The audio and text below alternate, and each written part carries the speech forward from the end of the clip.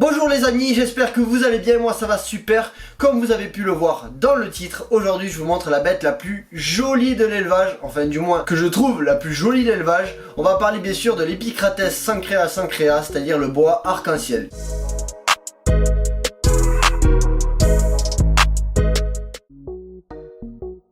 Donc c'est une petite vidéo bonus où je vous parlerai de cette espèce sans aller dans les détails. Il y aura une vidéo du vendredi consacrée à cette espèce là, c'est juste pour vous montrer le spécimen. Bien sûr c'est une espèce qui demande des autorisations, donc certificat de capacité dès le premier spécimen avec une autorisation d'ouverture d'établissement. Étant donné que c'est la faune guyanaise et cette partie de la Guyane est française, et comme les animaux français sont soumis à certificat de capacité, voilà la justification du fait qu'il soit soumis. Donc je vous le montre dans son terrarium puisqu'il est arrivé hier, je ne vais pas trop l'embêter devant la caméra, la lumière. Donc il sera dans son terrarium. Je vous ferai bien sûr une vidéo manipulation le jour où je vous présenterai l'espèce dans les détails. Je vous invite à passer en un plan inversé. Donc le boa arc-en-ciel, le voilà. Donc c'est un jeune mâle, comme vous pouvez le voir, qui est perché sur sa branche. Malheureusement on va pas pouvoir trop voir ses couleurs parce que là on voit surtout son ventre et ses flancs.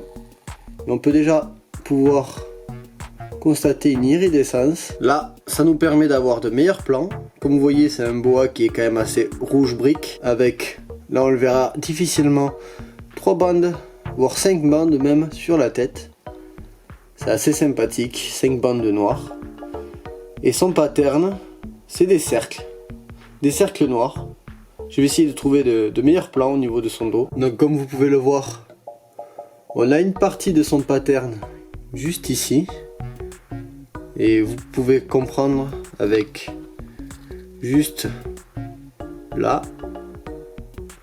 pourquoi on appelle ça le boa arc-en-ciel. Donc c'est un jeune Epicrates sancrea qui est arrivé hier, qui est NC dans un reptilarium proche de chez moi 2019. Donc c'est un boa qui va avoir 2 ans en novembre. Et comme vous pouvez le voir, il a vraiment une tête de boa.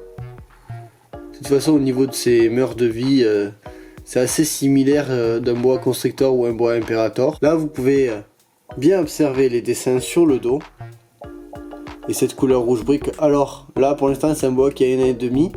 Il faut savoir que ces couleurs vont encore devenir un peu plus belles.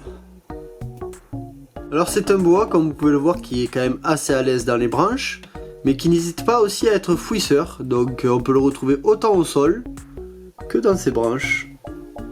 Et là nous avons un plan magnifique de ce serpent qui illustre mes propos, comme vous pouvez le voir.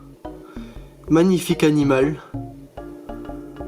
avec ses ronds sur la tête, certains font penser à des têtes de Mickey, assez sympathique. Donc ça c'était un des animaux que je voulais à tout prix avoir dans mon cheptel avec le python birman. Donc maintenant j'ai les deux, je suis super content. Regardez sur sa tête ses reflets. Et donc là on va pouvoir observer l'iridescence de sa couleur qui lui a donné son nom, boa arc-en-ciel. Regardez-moi ça. Alors il est arrivé que hier, mais il m'a déjà dégueulassé tout le bac d'eau.